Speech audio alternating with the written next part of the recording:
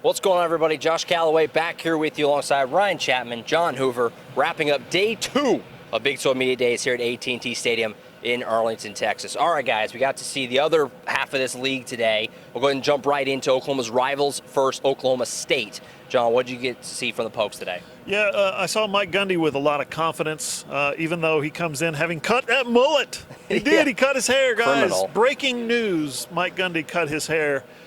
Said he didn't want it to be a distraction. Said basically, let's get my hair cut now. And so that way I'm too busy during the season. I got a lot of irons in the fire. I don't want to have to cut it during the season. Apparently it's a big thing for Mike Gundy to get a haircut. Me and you guys, we can roll into a Supercuts or a Sport Clips or something in 5 minutes. Right. And get our haircut. But no, Mike Gundy, big production. He mentioned Spencer Sanders today, the quarterback, and he said that Spencer Sanders improved more over 2 months in spring practice than he did in his entire 2 years in Stillwater. That's obviously a huge statement. So I asked Spencer Sanders why, and he said it was strictly because of the new quarterbacks coach, Tim Rattay. And I said, was it a little bit you, a little bit Tim Rattay? He said, no, it's Tim Rattay, the Cowboys quarterbacks coach. Another thing Mike Gundy said is that he likes is the OSU defense year 4 coming up under Jim Knowles.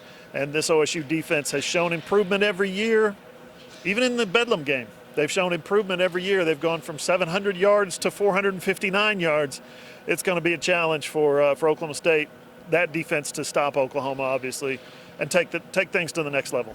Yeah, absolutely. Mike Gundy had a bit of a kind of a relaxed feel today. He was kind of cracking jokes, quoting movies, just being Mike Gundy. He was very on brand today, and the mullet will be back, I do believe. I think he says he's going to grow it back out, right? So don't worry, it'll be back. All right, Ryan, we'll shift the shades of orange a little bit. Texas, Sarkisian's big Big 12 Media Days debut.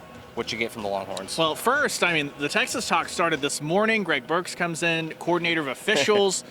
There's some life back in the horns down movement. It looks like if it's directed at a player, taunting, still a flag. If you direct it at your fans, it will. This is a flag. Yeah, that's a flag. This is not a flag. That is probably not a flag. Probably. So, the word probably. So we have a lot of definitive answers, but no, Steve Sarkisian walked in. He was very calm, very relaxed, very Bisman-like. This is what we talk about when we think about the Nick Saban coaching carousel, or the head coach recovery system. This is what he is. He's come in and he basically talked about guys that for him success is not winning 10 games, 15 games, making it to a Big 12 championship game. It's Texas being consistent week to week to week, which makes sense for a team that has struggled to beat the TCUs, the Baylors, the Oklahoma States of the world over the last 5, 6, 7 years in this conference. So it's a different energy from the Longhorns, a much more relaxed, but Bisman-like, but workman-like, come in, take care of business, and you can do all the other stuff later. So I know that the all gas, no brakes is what you see on Twitter, all that stuff, but I actually like the feeling I got from Texas and from Sarkisian. Now we'll have to see, can he turn around that head coaching record? The staff he has around him, hopefully that will help him out. So it'll be fascinating.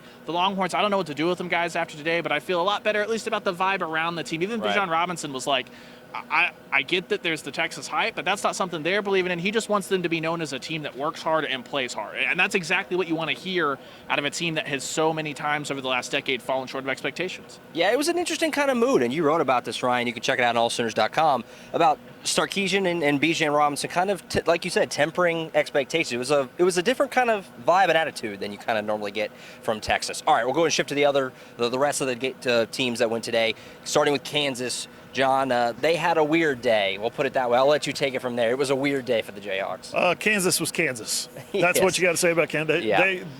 We're going to rank on the podcast later. We're going to rank the rest of the Big 12 behind Oklahoma and Iowa State based on their performances at Big 12 Media Day.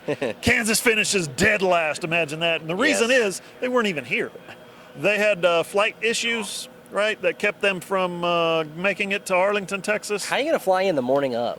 Because they're Kansas. They do what they do. They got Bill Self-Route or something on right. I don't know. But, they didn't show up. They did a Zoom call. We finally have Big 12 Media Days in person, first time in 2 years, and Kansas does it by Zoom. You're going to finish last. The new coach, Lance Leopold, put on a good face, talked bravely about, consistency and matching the day, going day by day, and come on. It's an uphill climb. He's won some games in his career. it's going to be a challenge at Kansas. Absolutely is. That not the best start to the Lance Leipold era, doing a giant Zoom. He had to repeat every question. It was just very on brand. It was. You hate to say it, but it was. All right, Ryan, the other two teams, Baylor, Texas Tech, Matt Wells, Dave Aranda, both here, obviously in attendance. Anything you took away from those two guys? Yeah, we'll start with Texas Tech, and we'll end with this. In about the first 3 or 4 sentences that Matt Wells spoke, he talked about how many guys are at a 3.0 GPA or better, which is great. That tells me a lot about what you have on the football field, though. So Right. Kansas is 10. Tech is 9. Let's talk about Baylor, a team that's trying to move up a little bit. Dave Aranda, another guy, very calm, cool, collected. He was very excited about the new offense that's coming in. Obviously, they have a quarterback battle to decide. But, guys, I was curious. I asked him, this is a team that struggled with COVID disruptions all year long.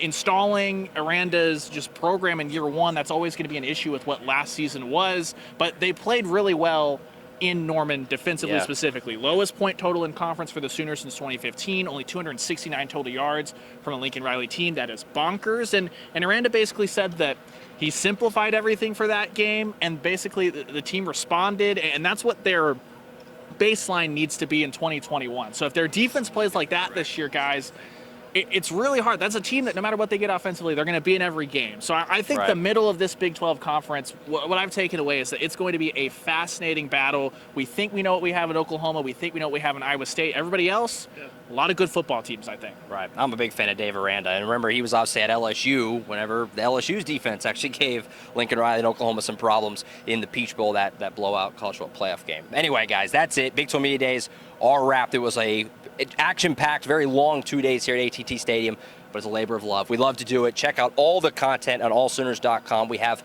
the full Oklahoma, Nick Benito and Jeremiah Hall, Lincoln Riley. Every word they said, you can see it and watch it on allsooners.com. Be sure to keep up with us on social media and everything else. Tons more content from a great 2 days here at Jerry World. For John Hoover and Ryan Chapman, I'm Josh Callaway.